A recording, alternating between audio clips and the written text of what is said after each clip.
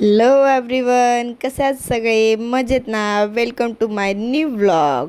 So guys, मी आता चालले गाव फिरायला. म्हणजेच माझ्यासोबत हे तिघंही होते जे की मला मधीच रस्त्यात भेटले होते. त्यानंतर इथे सगळे आवरावर चालू होते, इतके सगळे कार्यक्रम झाले त्याची. आणि मग मी आता तुम्हाला दाखवते कोकणातलं स्वर्गसुख.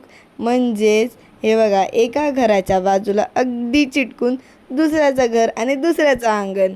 ही काय मजा वेगळीच असते इथून फिरण्याची. त्यानंतर मी घरी गेले आणि बघते तर काय दादा फोडत होता काफा फणस.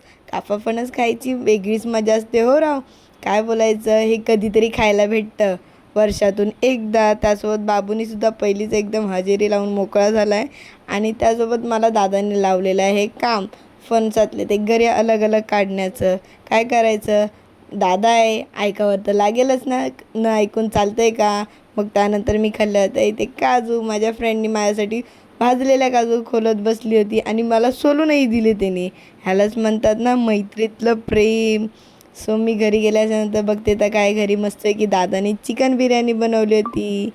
सो असा होता माझा आजचा व्लॉग. कसा वाटला हे तुम्हालाही नक्कीच सांगा. So bye guys, make some like and subscribe.